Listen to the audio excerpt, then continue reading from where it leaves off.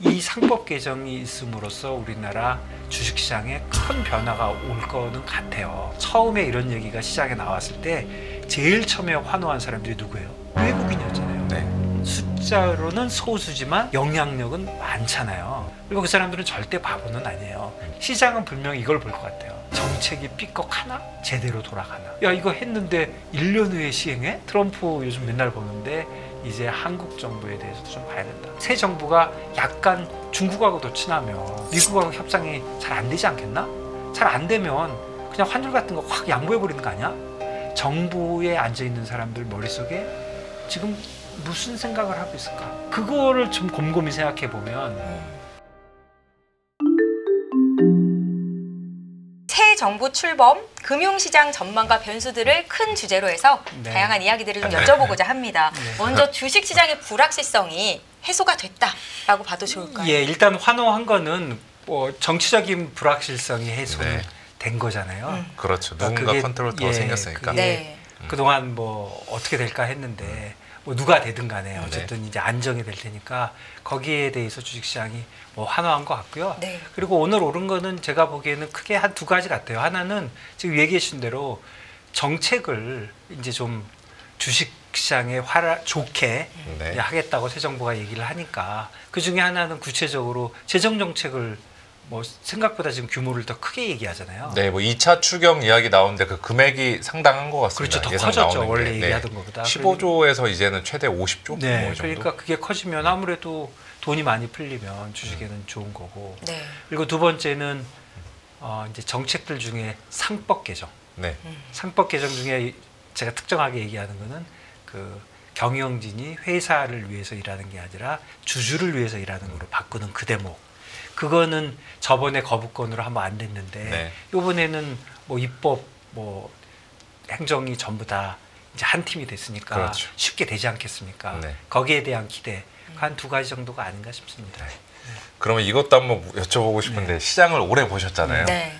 코스피 5천이 가능할까요? 이론상으로는. 뭐 언젠가 되겠죠. 네. 네, 언젠가 가려면은 뭐 어떤 식의 좀 그 조건들 필요. 예를 들어서 이익이 매년마다 얼마나 벌던지 이런 식의 그런 것들이 뭐 있을까요? 전체적으로 우리나라 경제가 좋아져야 네. 되는 게 뭐 하나만 한 소리지만 그게 뭐 네. 당연한 거고요. 요번에 특히 새 정부가 들면서 제 생각에는 중요한 거는 네. 정책은 어쨌거나 주식시장을 활용을 위해서 네. 정부가 노력하겠다. 굉장히 좋은 거죠. 그런데 이제 디테일이 문제인 것 같은데요. 그렇죠.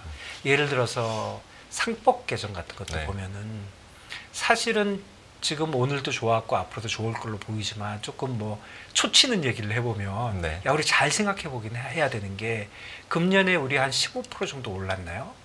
오늘 기준으로 보면은 15% 이상이겠죠. 그렇죠. 일단 그 바닥에서 지금 20% 이상 올라오면서 기술적 강세장 네. 들어갔습니다. 이어 투 데이트로 봐도 15% 넘게 올랐는데 그렇죠. 미국이 5% 뭐 7% 이러니까 네. 확실히 우리가 더 올랐거든요. 네. 네. 그런데 생각을 해보면 금년부터 개선하고 지금 바닥에서 얘기한다면 그때부터는 새 정부에 대한 기대가 있었다고 봐야죠. 사실은 서프라이즈는 아니잖아요. 네. 될 곳이 됐다 이렇게 생각하는 거잖아요. 어떻게 보면. 그렇죠. 저는 그러니까 정책이 어떻게 돼야 된다. 맞다 틀리다에는 저는 진짜 관심이 별로 없고요. 네. 어떻게 되나 한번 보고 저게 시장에 어떤 영향을 미칠 건지를 보는 게 이제 투자가 눈으로 보는 거잖아요. 네네. 그런데 보면은 지금 상대적으로 그동안 우리 주식시장이 좋았는데 그 좋은 거에는 지금 새 정부가 들어오는 게 반영이 어느 정도 됐다고도 봐야죠. 네. 시장이 바보가 아닌데 네. 시장이 서프라이즈는 아니잖아요. 서프라이즈는 아니라고 보면은 반영이 돼 있는데 그래도 불확실성은 해소된 거예요. 항상 뭐 6대 4가 6이 맞으면 그게 뭐 서프라이즈는 아니더라도 뭐 불확실성이 없어진 거는 네. 사실이지만 그런데 예를 들어서 상법 개정을 한번 보세요. 상법 개정을 지금 뭐 우리 쉬운 얘기지만 다시 뭐 쉽게 한번 얘기해 보면 두 분도 저보다 훨씬 잘 알고 계시겠지만 그 상법 개정이 왜 그렇게 중요하다고 저는 생각했냐면 많은 분들이 중요하다고 생각한 이유가 주주가 어떤 사람이 자기가 회사를 갖고 있어요. 네. 내가 주주예요. 그러면 당연히 내 물건 가격이 올라가기를 바라는 거잖아요. 그런데 이 사람이 특별한 이유로 내 대주주인데 주식이 오르는 게 난 달갑지가 않아. 네. 그거 오르면 괜히 뭐 상속도 하기 힘들고 컨트롤하기도 힘들어. 그러니까 주식 가격은 안 올랐으면 좋겠어. 나는 컨트롤만 하면 돼. 컨트롤만 하면 내가 빼먹을 수 있는 건 다 빼먹을 수 있어. 네. 사실 나쁘게 얘기하면 그런 거잖아요. 네. 그러니까 대주주가 소액주주를 다 쌩까고 LG화학 말도 안 되는 거잖아요. 네. 그거 뭐 말이나 됩니까? 네. 네. LG화학 배터리 하는 줄 알고 샀는데 그거는 딴 데로 가버리고 그러면 너 그렇게 그게 좋으면 그거 사 그러지만 2배 주고 사야 되잖아요. 그런 경우도 있었고 카카오 그렇게 자기 마음대로 쪼개기로 그렇게 상장을 하면 어느 세월에 주주가 되겠습니까? 그러니까 사실은 이 상법 개정이 있음으로써 우리나라 주식시장에 큰 변화가 올 거는 같아요. 네. 그리고 기억나십니까? 작년 4월인가 처음에 이런 얘기가 시장에 나왔을 때 제일 처음에 환호한 사람들이 누구예요? 외국인이었잖아요. 네.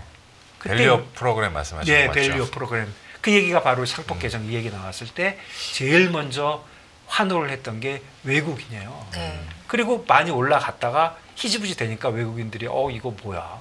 그리고 다시 나갔는데 그러니까 이 상법 개정은 굉장히 중요한 변곡점이 됐고 그리고 지난 4, 5개월 동안 올라온 이유 그다음에 또 오늘 환호한 이유도 저는 이 상법 개정에 대한 투자가들의 기대감이 저는 상당히 크다고 생각을 해요. 네. 그런데 제가 같이 곁들여서 말씀드리고 싶은 거는 이 상법 개정, 그러니까 주주로 그 책임을 바꾸는 거. 네. 주주로 바꿔놓으면 어떤 일이 벌어지냐면 자본시장법에 무슨 많은 규정이 있지만 저도 뭐 은행에서 좀 일해봤지만 네. 규정이라는 게 다 준비를 해서 만들 수는 없는 거잖아요. 그러니까 도망갈 구멍이 그냥 뭐 숭숭숭숭 뚫려 있는데 그냥 원칙으로 회사의 경영진은 회사를 위해서만 일하면 안 된다. 주주를 위해서 일을 해야 된다. 이건 무슨 뜻이냐면 주주는 100주짜리도 있고 1주짜리도 있지만 한 주 100주에 따라서 똑같이 대우해야 된다. 100주인 사람을 만주인 사람처럼 대우하면 안 된다는 거잖아요. 그렇죠. 그러니까 소액 주주에 대한 어떠한 잘못된 행동도 그냥 싸잡아서 문제를 삼을 수 있으니까 소액 주주에 대해 함부로 못하는 거잖아요. 그러니까 엄청 좋은 거 맞아요. 그런데 한번 돌이켜서 세상의 일이라는 게 항상 양면이 있으니까 제가 이런 말씀 드리면 쟤는 왜 저래 하고 제가 욕먹을 수 있는 얘기인데 그러면 대주주 입장에서 한번 생각을 해보자고요. 내가 대주주면 그렇게 반대하는 이유는 뭐예요?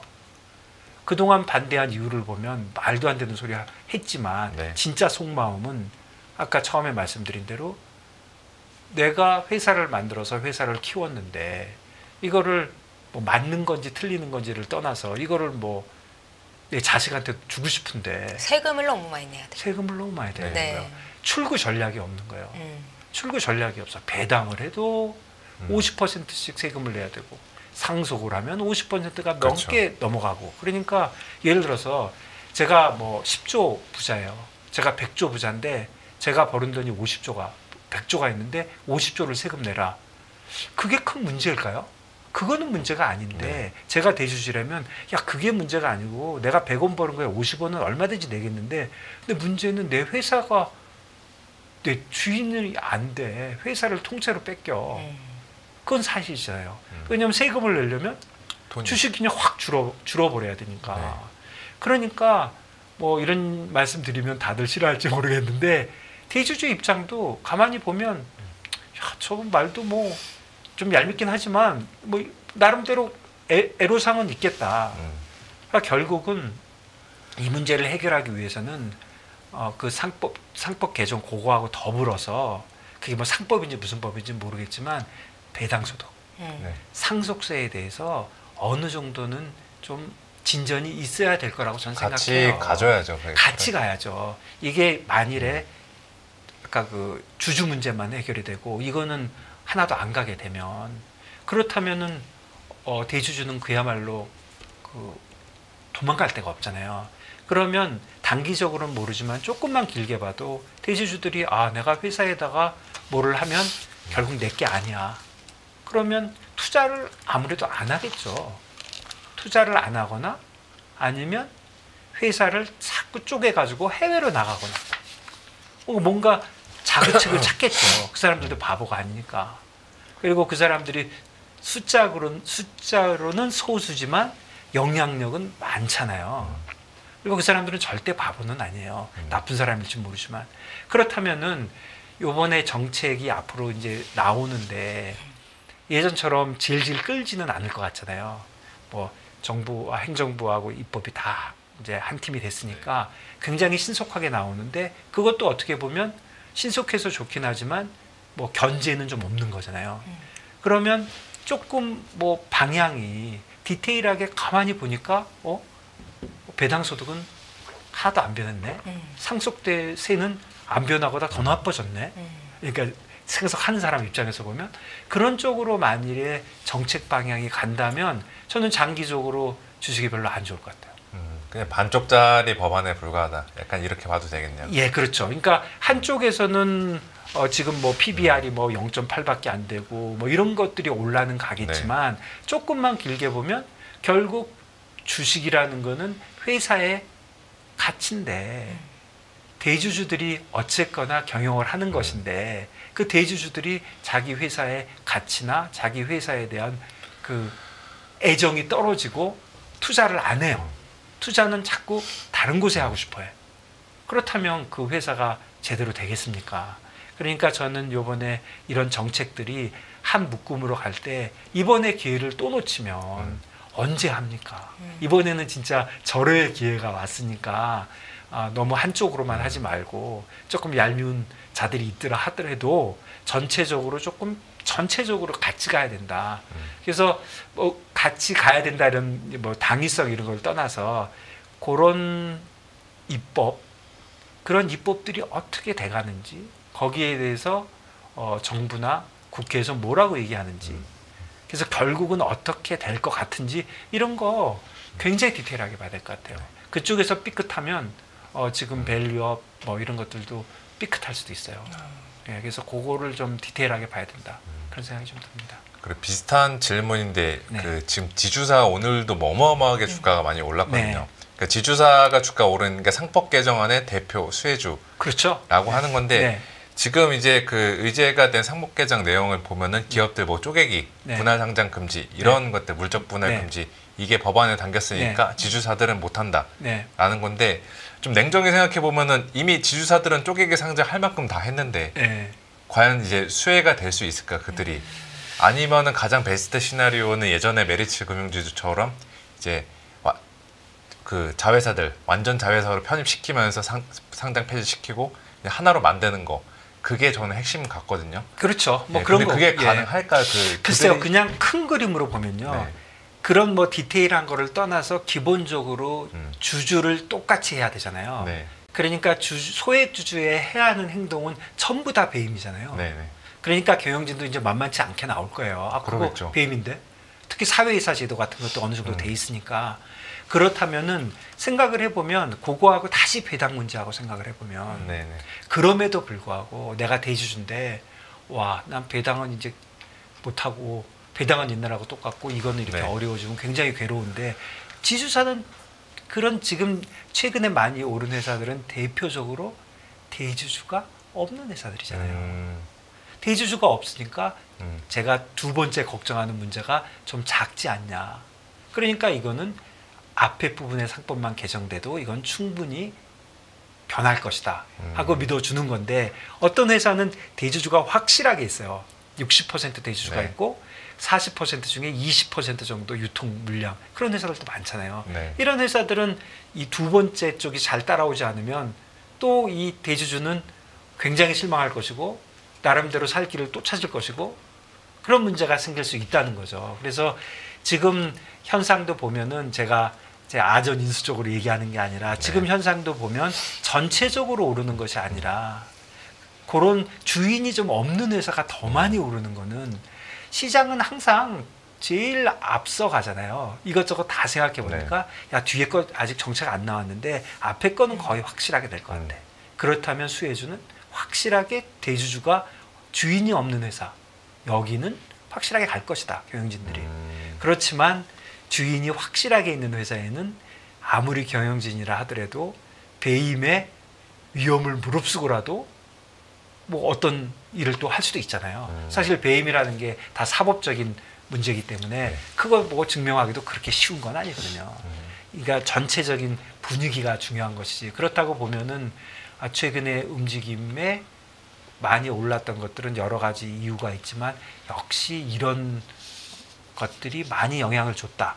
그러면 여기서 실제로 들어가 보니까 야, 이 디테일이 좀 이상해.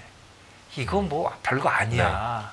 이런 쪽으로 간다면 그 기대됐던 기대치는 내려온다.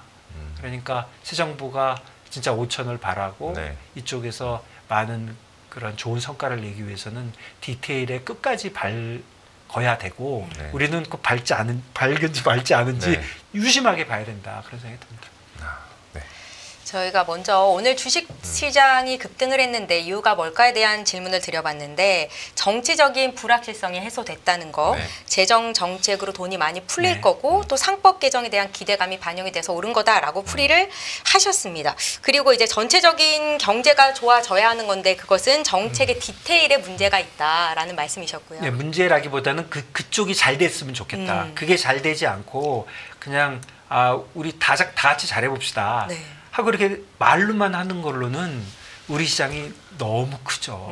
그 너무 복잡하죠. 이해관계자가 외국인도 있고 대기업도 있고 뭐 많기 때문에 그냥 잘해봅시다 하고 손 붙잡는 걸로 되지는 않는다. 굉장히 디테일한 정책이 쫓아와야 된다. 그러니까 그런 정책이 쫓아오는지를 한번 유심히 보셔야 된다는 게 제 생각입니다.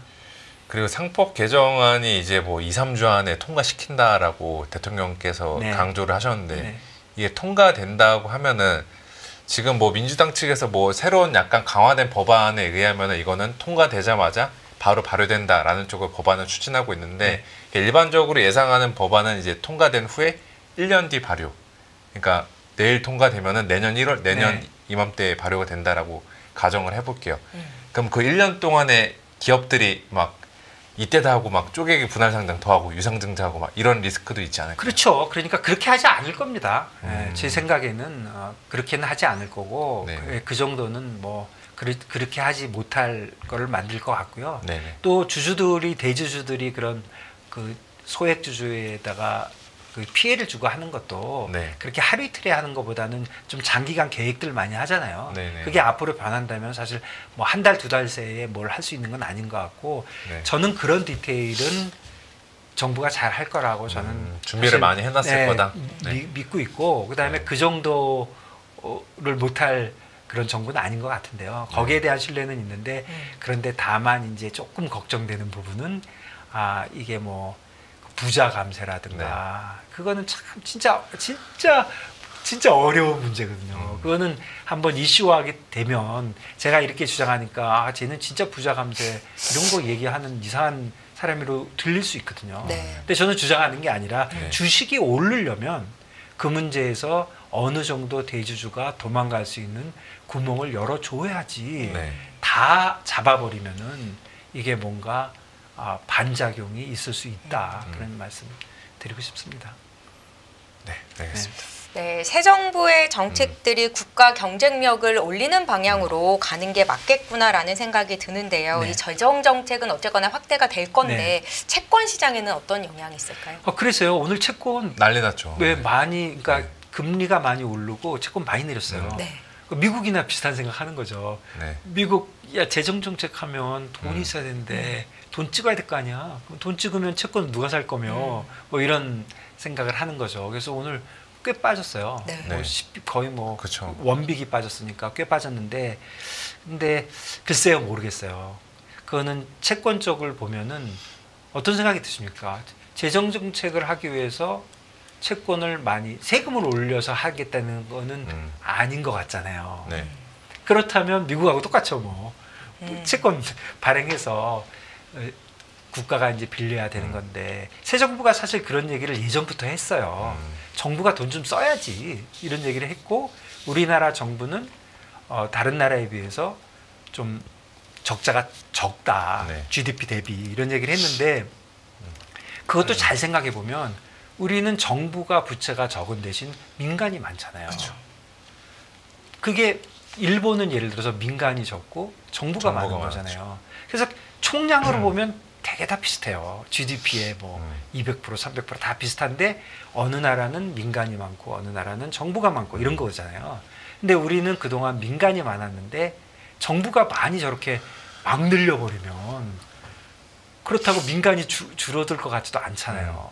그렇다면 전체적으로 레버리지가 커지거나 완화적으로 너무 많이 돼버리면 그러면 그게 또 맞는 것인가? 그런 이제 하나의 걱정이 있고 그냥 단기적으로 금리만 봐도 경기는 나쁘잖아요. 네. 지금 빵 퍼센트 보는 거잖아요. 0.9, 뭐 OECD도 1% 얘기했지만 네. 그냥 예의상 그런 것 같고 한국은행이 0.8을 보고 있는데 그러니까 진짜 마이너스가 나도 지금 하나도 이상하지 않은 그런 상황인데 소비가 그야말로 바닥에 바닥을 기고 있잖아요. 이런 상황이라면 기준금리는 내릴 것 같아요. 뭐 지금 2.5니까 네. 최소한 2번. 네, 2.0까지는 네. 내려갈 수 있다. 1.5로 간다고 해도 하나도 이상하지 않을 것 같아요. 그러니까 3번을 내려도 이상하지 않을 것 같거든요. 그러니까 2번에서 3번은 내린다고 봐지는데 그러면 한국은행이 그렇게 내리는 거를 정부가 야 너희들 내리면 안 돼.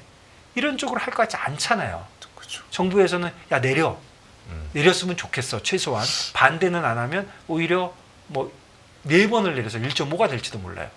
그러면 그런 식으로 간다면 자 기준금리가 내려가는데 장기금리가 지금 올라가고 있는 거잖아요. 뭔가 둘 중 하나는 잘못되고 있다라는 거 아니에요?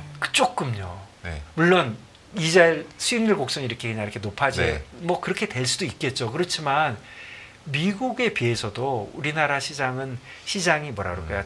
딥하지가 않아가지고 짧은 거 자꾸 내리면 뒤에 거 따라 내려옵니다. 그리고 우리나라 실질금리는 지금 대개 3년 보거든요. 그러니까 실질금리라는 게 뭐 오늘부터 실질금리 3년이야 이렇게 정하는 네. 게 아니라 사람들이 기업과 개인이 경제활동을 하는데 가장 영향을 주는 금리가 실질금리인데 우리는 대개 3년 보거든요. 네. 미국은 확실하게 10년 봐요. 네. 그러면 어떤 나라는 기준금리라는 건 다 하루짜리 금리니까 네. 초단기 금리와 실질 금리가 3년 차이가 나고 어떤 날은 10년 차이가 나요. 그러면 아무래도 기준금리 내릴 때 실질 금리가 따라 내릴 가능성이 더 큰 나라는 짧은 데겠죠. 끌려 내려오니까. 그 지금도 보면은 저희도 3년짜리하고 10년짜리 그 차이가 예전에 보면은 항상 10bp 정도밖에 안 됐어요. 우리나라가 오랫동안 뭐 오바나이 금리에서 3년 금리가 여기 있으면 그 다음에는 그냥 이렇게 됐어요. 그 이유는 3년 이상의 채권이 발달도 안 돼 있었고 또 두 번째는 조금 있는 거는 우리 뭐 보험사나 이런 데가 장기 자산이 드무니까 네네. 그 채권을 많이 샀다고요. 그래서 장기채가 부족해서 사실은 10bp 정도밖에 차이 안 났거든요. 요즘 마구 벌어지고 있어요. 네. 마구 벌어지고 있는데 과연 우리나라 전체적인 채권 시장이라든가 자금 시장이 이게 40bp, 50bp 미국처럼 뭐 70bp 1% 이렇게 갈 수 있느냐. 그게 못 간다고 보면은 이런 두 가지 이유로 보면 그러니까 실질 금리가 3년이라는 거, 네. 비교적 짧다는 거. 그다음에 3년부터 10년짜리 금리가 우리가 그렇게 딥한 나라가 아니라는 거. 그 유동성이 딥하지 않다. 그렇죠. 유동성도 그렇죠. 유동성 딥하지 않고 거기는 수요가 항상 있어요. 그 보험사 같은 경우에 네. 잘 아시겠지만 부채가 엄청 길잖아요. 그렇죠. 그러면 뭐 오른다 내린다 이런 거 맞추는 게 중요한 게 아니라 비즈니스 리스크를 줄여야 되니까 장기 채권을 가지고 있어야 되거든요. 네. 장기 채권이 없으니까 웬만하면 산단 말이에요. 결국 국고채 외에는 방법이 없잖아요. 기업들이 20년짜리 발행하면 잘 안 산단 말이에요. 망할까 봐. 근데 유일한 게 기업체니까 하는 거고 미국 경우는 다르네요. 미국은 20년, 30년짜리를 기업들이 발행해도 많이 사요. 애플이 발행하면 산다고요. 그러니까 그런 문제가 있기 때문에 우리나라 일드 커브는 그렇게 이렇게 뭐라 그러죠? 스티프하게 급하게 올라가기가 쉽지 않은 나라거든요. 제가 그동안 뭐 제 생각에는 그렇다고 보면 단기 금리가 내려가면 장기 금리는 따라 내려올 가능성이 많아요. 네. 그렇다면 좀 뭔가 좀 헷갈리는 상황이죠. 좀 헷갈리는 상황입니다. 그래서 지금 장기 국채 금리가 지금 오늘은 단기적으로 그런 그런 네. 재정 적자 이런 얘기 나오면서 올라갔지만 글쎄요. 성장률이 0%인데 네. 금리가 3%로 가기는 어렵지 않냐. 그러면 오늘의 이제 국내 장기 금리 급등은 그냥 오버슈팅 일시적인 현상이 조금 저는 그런 것 같아요. 지금 2점 거의 9% 정도까지 네. 갔는데 3%만 당장 넘어가도 수요가 상당히 있을 것이다. 그래서 금리 쪽은 뭐 재정 적자를 늘리고 뭐 세금도 안 걷고 막 이렇게 방만하게 운영이 되면은 네. 미국처럼 되는 거 아니냐 하는 그런 걱정은 오히려 미국보다 우리는 좀 적다. 예, 미국보다 오히려 그게 좋은 건지 나쁜지는 모르겠어요. 그런데 어쨌든 금리가 폭등을 할 가능성은 좀 없지 않느냐. 그러니까 어떻게 보면은 주식에는 좋은 거죠. 예, 금리 올라서 주식에 좋을 수는 없거든요. 그렇죠. 예, 주식에 좋을 수는 없거든요. 근데 금리가 안정되는 게 주식에는 확실하게 좋기 때문에 그런 면에서는 주식시장에는 미국 금리 걱정보다는 좀 덜한 게 아닌가. 그래서 오늘 어떻게 보면은 채권 시장이랑 주식 시장이랑 서로 다른 방향을 갔잖아요. 그렇죠. 채권 시장은 예. 약세, 주식 시장은 예, 강세. 예, 이건데 주식 시장의 반응이 옳았을 확률이 높다. 예, 이 정도로 조금 더 보면 되겠죠. 단기적으로 그러니까 주식은 앞으로 위로 갈 룸이 많고 네. 채권은 그러니까 금리가 위로 갈 룸은 그렇게 많아 보이지 않는다. 그리고 조금 작은 얘기인데 맞을 수도 있고 틀릴 수도 있는데 그 요즘 국고채 그 딜러들 문제 생긴 거 아세요? 프라이머리 딜러. 그렇죠. 뭔가 어떤 그런 내용이냐면 이슈였네. 어떤 이슈였냐면 우리나라 국채는 어떤 시스템이냐면 국채를 정부가 발행을 하면 이 프라이머리 딜러라고 국채를 이렇게 제일 먼저 받아가지고 시장에 뿌리는 사람들을 이렇게 정했어요. 네. 한 1, 20년 됐나요? 그때 제가 처음에 시작할 때 연관이 돼가지고 제가 외국계에서 일할 때인데 저 프라이머리 딜러 굉장히 받고 싶다고 제가 본점에다 진짜 막 울어가지고 네. 2군데밖에 못 받을 때 제가 하나 받고 그랬어요. 한 회사는 굉장히 큰 회사고 제 회사는 좀 작은 회사였어요. 그래서 프라이머리 딜러에 관련돼서 제가 초창기부터 좀 연관이 돼 있어서 좀 내용을 아는데 네. 지금 한 15개 정도 프라이머리 딜러가 있는 것 같아요. 증권도 있고 은행도 네네네. 있어요. 근데 최근에 어떤 일이 한 번 있었냐면 공정위에서 쟤네들 담합한다. 담합을 하니까 담합하면 안 되잖아요. 담합하니까 과징금을 매기겠다 이런 얘기를 했는데 그런 일이 뭐 처음 있었던 건 아니에요. 네. 외환 딜러들도 그런 일이 있었는데 금액이 좀 과하다 그럴까? 담합 금액이 75조인데 그게 이제 제조업 하듯이 매출액을 75조로 잡아서 11조를 과징금을 때리겠다고 그 예고를 했어요. 그러니까 좀 말이 좀 안 되잖아요. 11조 너무 큰 거예요. 왜냐면 그 프라이머리 딜러 해서 그거 받아가지고 자기가 갖는 게 아니고 파는 거거든요. 네. 그거 거의 다 대부분 손해나요. 왜 그러냐면 프라이머리 딜러 그걸 유지를 하고 또 거기서 무슨 우수 프라이머리 딜러가 돼야 혜택이 더 많거든요. 그리고 그거 하는 사람들이 진짜 내가 너무 좋게 얘기하려고 그래서 그런 게 아니라 진짜 정부를 위해서 일을 하는 거예요. 거기서 돈 벌 생각 제가 보기엔 일도 없어요. 아, 그래요? 프라이머 예, 거기서 돈 벌 수도 없고요.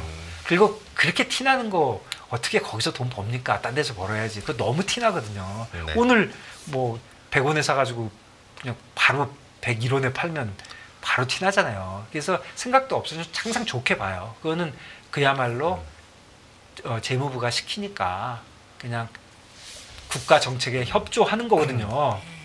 그러다 보니까 재무부도 맨날 불러서 너네들 좀 비싸게 사. 뭐 이렇게 하고 그러니까 우리들도 이거 사서 어떻게 해결할까 하고 서로 얘기도 하고 했을 거예요. 네. 제가 뭐 직접 통화를 해본 건 아니지만 네. 그런 얘기를 못 하게 돼 있으니까. 그런데 그렇게 통화한 게 전부 담합이다. 그러니까 프라이머리 딜러들은 짜증이 나죠. 시키는 거 했는데 뭐 이쪽 부서와 이쪽 부서가 너무 다른 거죠. 그래서 프라이머리 딜러들이 굉장히 이번에 곤란하게 됐고 그러니까 또 모여서 회의하면 또 담합이니까 그건 못하고 그러니까 대부분의 회사들 제가 들은 바에 의하면 회사 측에서 그동안 약간 무리해서 했거든요. 그러니까 좀 비싸게 산 거죠. 네. 손해가 나더라도 앞으로 그런 거 하지 마. 그거 몇 푼 번다고 못해도 그거 이제 없어도 돼. 그러니까 그렇게 무리해서 하지 마. 담합 절대 하지 말고 오다 받아서 올려.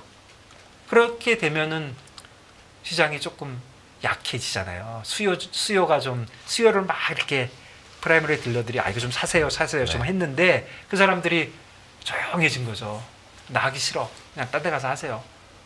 저 담합에 걸려가지고요. 이런 분위기가 최근에 좀 있었대요. 그럼 네, 국채 제가 상승의 요인이 되는 거예요? 국채 금리 상승이. 그럼요. 당연히 되죠. 왜냐면 수요 기반이 그냥 약간 조금 없어지는 취약해지니까. 거죠. 취약해지니까. 네. 네. 근데 너무 단기적인 얘기지만 제가 이 얘기를 왜 이렇게 길게 드리냐면 오늘 금리가 오른다는 걸 설명하는 것보다도 이런 것도 정책적으로 그 두 가지를 한꺼번에 잡으려고 하기 때문에 그렇거든요.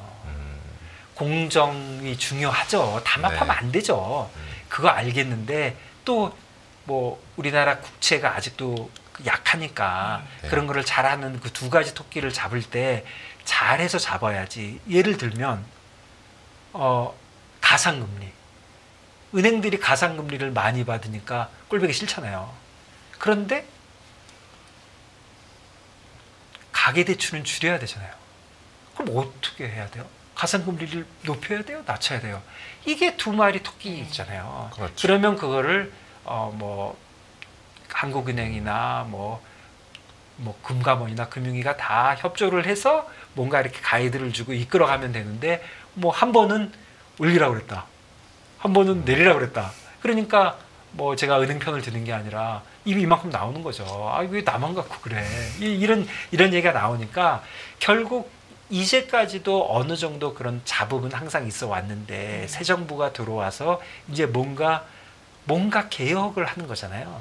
기존에 원래 하던 일만 해도 하기 어려운데 새로운 거 하는 거는 항상 어렵잖아요. 그렇죠. 항상 어려운데 사안이 다 만만치가 않은 거죠. 만만치가 않기 때문에 저는 기본적으로 채권 시장은 조금 오버슈팅 했고 한 뭐 10년짜리 기준으로 3% 넘어가면 안정될 걸로 뭐 틀릴 수 있지만 그렇게 개인적으로 생각하지만 요번에 프라이머리 딜러 뭐 이런 사건이라든가 이런 거를 볼 때 자꾸 그냥 서로 부서 간의 협조가 또 안 되고 하면은 이 혼란한 시기는 아니고 새로운 뭔가 만들 때 뭐 좀 삐걱삐걱 할 수 있다는 거죠. 그러니까 시장은 분명히 이걸 볼 것 같아요. 정책이 삐걱하나? 네. 제대로 돌아가나? 지금 좀 전에 지적해 주신 대로 야 이거 했는데 1년 후에 시행해? 네. 그러면 어떻게 되는 거야? 뭐 이런 생각. 1년 동안에는 뭐 아사리판 날 수도 있겠네. 막 그렇죠. 그렇게 생각할 수 실제로 있는 거죠. 그럴 수도 있죠. 뭐 그렇다고 저는 안 보지만 그러니까 굉장히 정교하게 하는지 안 하는지를 우리가 보통 그냥 경제는 펀더멘털만 보고 하면 되는데 네.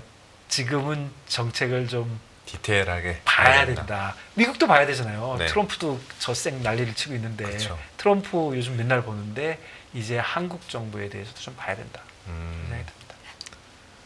네, 채권에 대한 의견을 여쭤봤는데 오늘 좀 금리가 급등한 측면이 있었는데 3% 정도 가서는 안정이 될 가능성이 있다라는 의견이셨습니다. 환율 쪽 전문으로 보시잖아요. 오늘 달러원 환율이 14원 60전이나 하락을 하면서 미국이 원하는 트럼프가 원하는 달러 약세 또 원화 강세가 나타났는데 이게 좀 계속 지속될까요?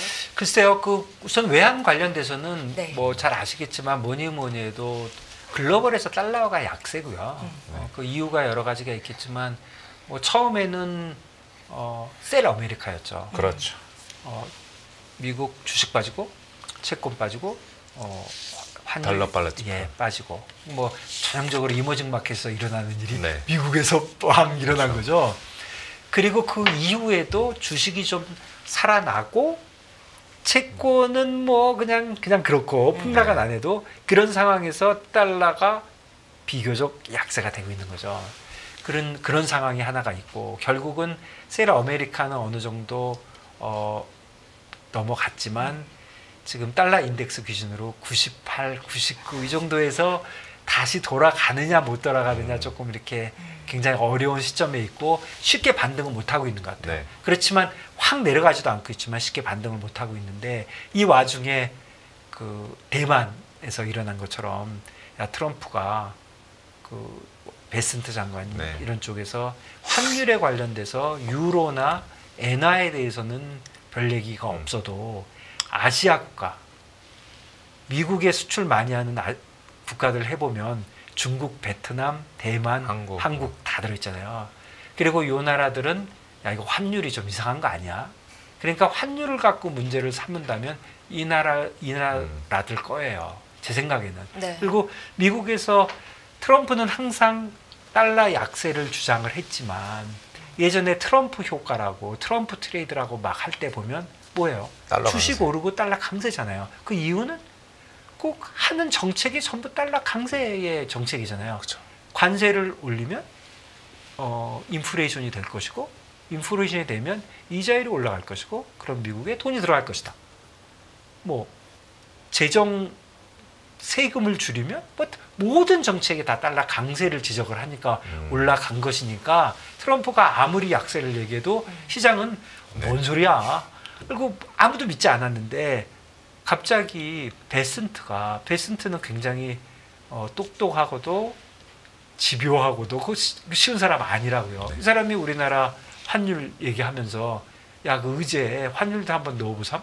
이렇게 갑자기 얘기한 거잖아요. 그러니까 와, 저거 무슨 얘기야? 이러고 있었는데 대만에서 갑자기 보도가 나면서 야, 그 미국에서 대만 달러 강세시키라고 얘기한 것 같아. 사실인지 아닌지 알 수가 없죠.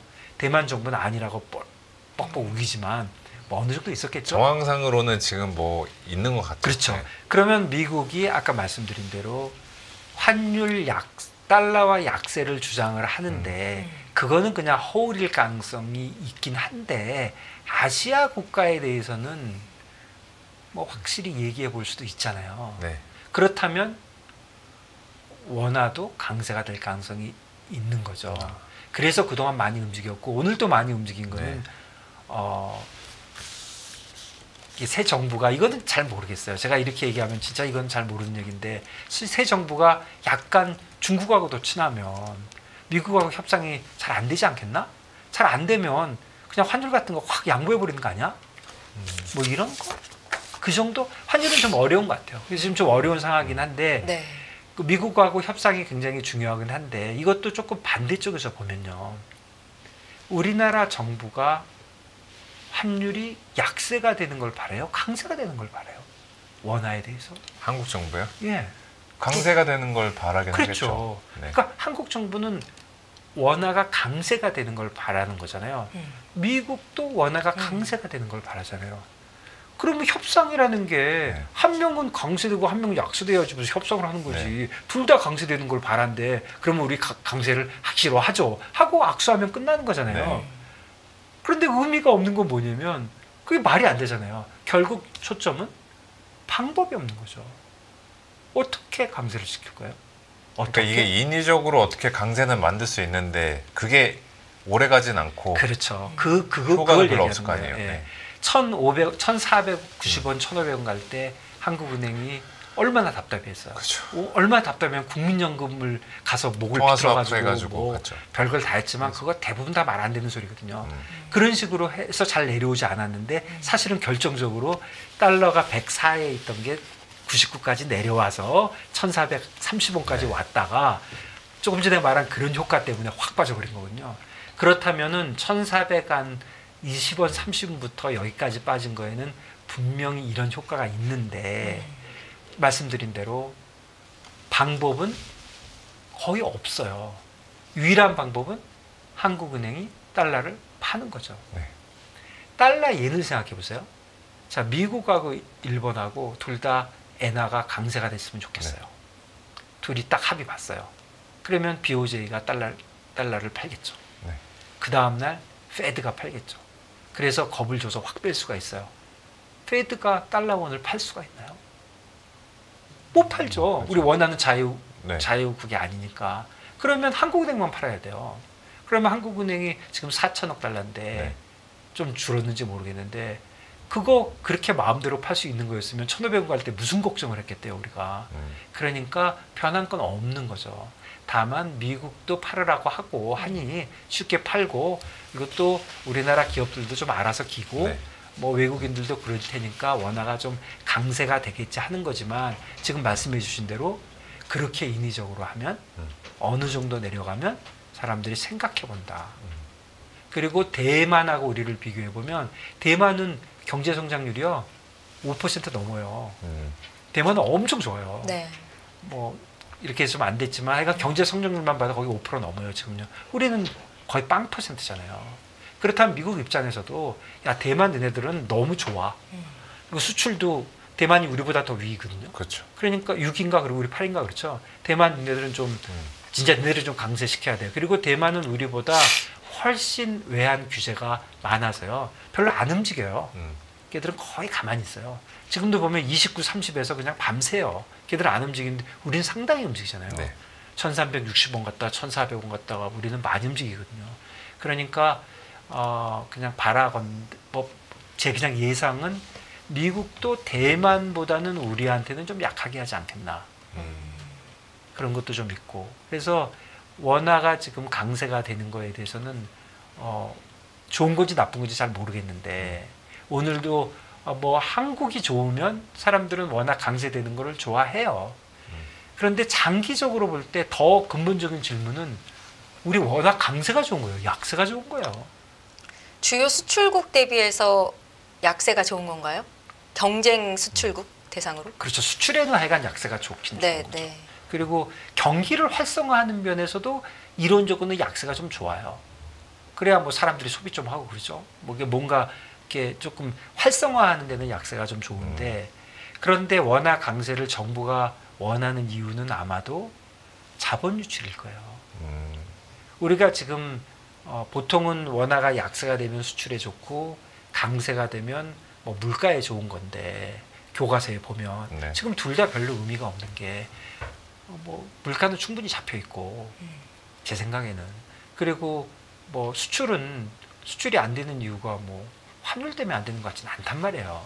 수요 자체가 지금 조금 취약하죠. 그렇죠. 그러니까 그렇다면은 원화는 그거하고는 관계가 없는데 원화가 너무 얼마 전에까지만 해도 1,490원, 1,500원 될 때 진짜 나홀로 약세였잖아요.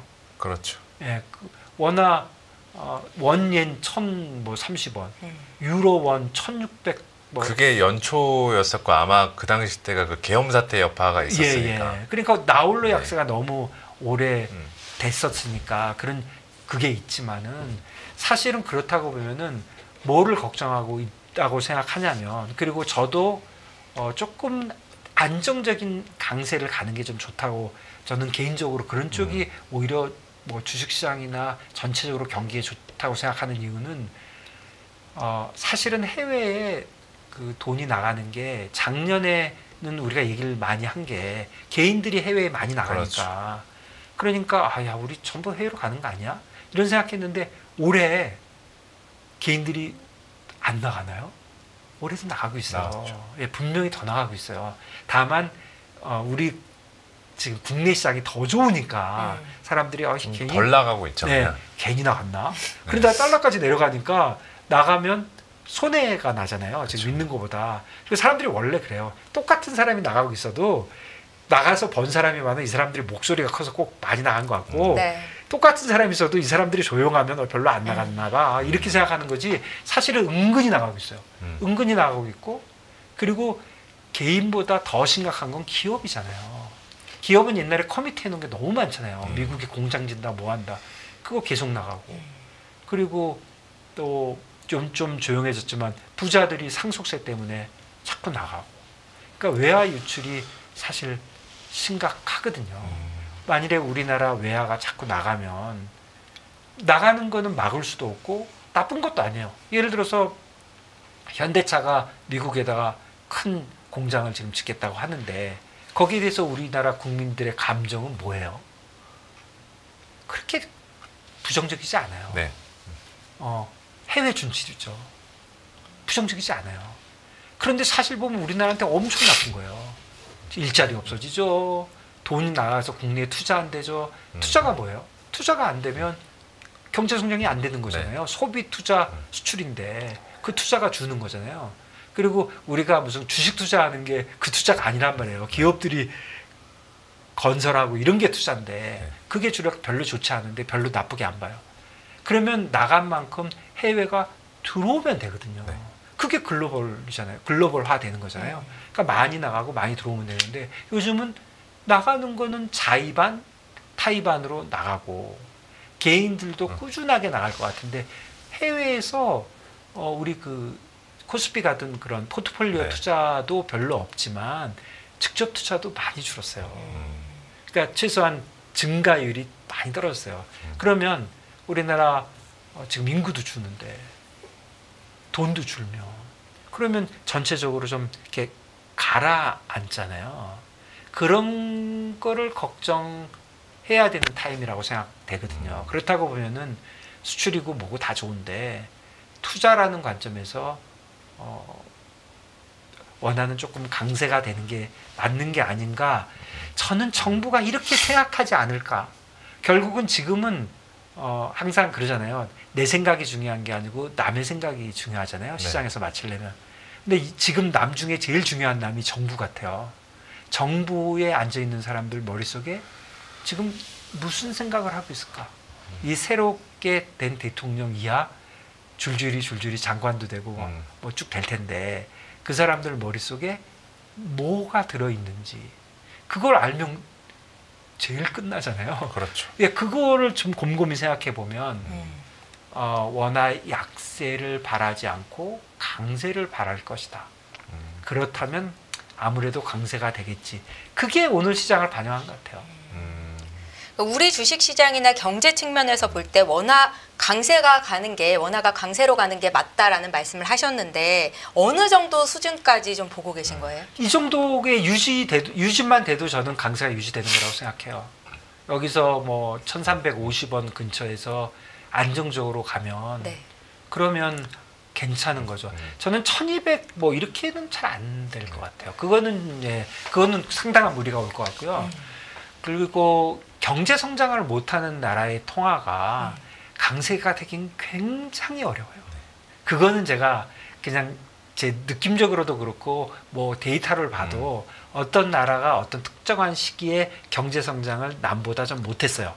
남들에 비해서 못할 수도 있고 자기네들 그 사이클에 의해서 못할 때가 있어요. 그때 강세가 되는 경우는 거의 진짜 없어요. 드물어요.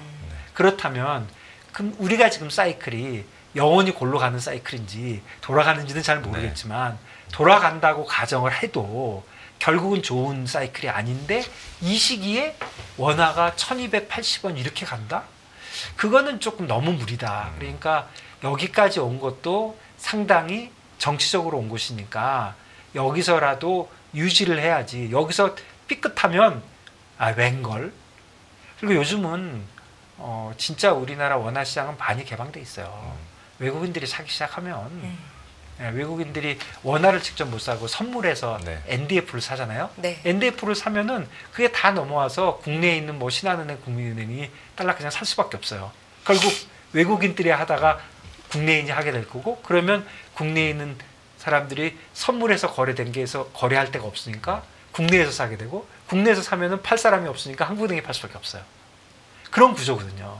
시장이 굉장히 간단해요. 그러니까 외국인이 해외에서 달러원이 오를 것 같아. 이유가 뭐든 간에 이유가 예를 들어서 한국이 별로 경제도 안 좋은데 한국은행이 무리하고 있어. 트럼프가 너무 윽박질러가지고 해결도 못할 짓을 하고 있어. 이렇게 판단을 해서 누군가 뭐 큰 돈이 아니더라도 단돈 100만 불만 사도 그 다음날 국민은행이 한국은행 가서 100만 불 산다니까요. 그 전까지가 이퀴블리엄이었다면. 그러니까 그러니까 쉽게 얘기하면 1달러가 다 카운트 되는 거예요. 지금 그만큼 간당간당한 시점인 것 같거든요.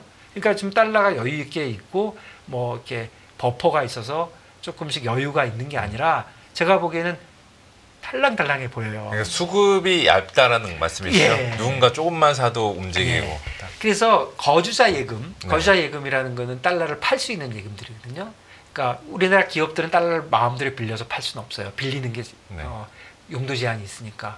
근데 팔 수 있는 달러는 내가 벌은 달러, 내가 사놓은 달러 뭐 이런 거예요. 그게 거주자 예금인데 그게 예전보다 사이즈가 많이 커졌어요. 그러니까 그게 많이 늘어났으니까 너 말도 안 되는 소리 하지 마. 거기 버퍼가 엄청 생긴 거야.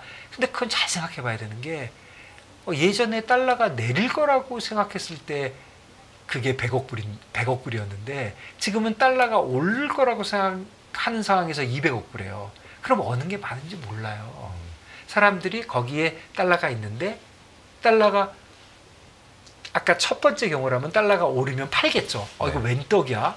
내가 달러 갖고 있는데 달러가 오르네 하고 팔 텐데 거기 있는 달러의 성격이 야 나는 위험해서 달러 좀 갖고 있어야 되겠어. 이런 사람이 달러가 오르면 팔까요? 안 팔고 더 사요. 사겠죠. 네.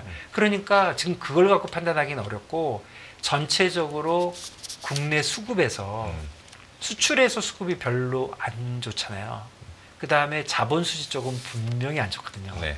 그렇다면은 간당간당한데 여기서 한국은행이 무리하면 외국인들이 지금은 뭐 그 정도 뭐 다 받아들이고 있지만 무리해서 1,320원 만드는 게 안 좋다라는 그렇게 가면 분명히 들어올 것이고 뭐 못 참는 거죠. 그거 외국인뿐 아니에요. 내국인들도 못 참아요. 누군가 내국인 중에 누구는 이거는 아닌 것 같아. 이렇게 한 사람 있을 거고 하니까 여기까지 정도지 여기서 저는 안정되는 거 정도가 목표지 여기서 뭐 새 정부가 들어오고 우리나라 뭐 좋아지고 모든 게 좋아지니까 이제 1,400원 노멀은 끝났고 1,200원대의 노멀이 올 거야. 이렇게 주장하시는 경우 네. 그다음에 미국 달러가 폭락을 할 거니까 따라서 따라 내려갈 거야. 그건 맞긴 해요. 미국이 네. 폭락하면 우리도 내려갈 거예요. 그렇지만 그 두 가지 다 그렇게 쉽게 일어날 시나리오는 맞습니다. 아니다. 그러니까 여기서 위로 올라가는 거에 대해서 투자하는 사람들은 항상 조금 경계를 해야 된다. 여기서 야 이제 내려왔어. 걱정 안 해도 돼. 그러다가 또 1,400원 또 갑니다. 예.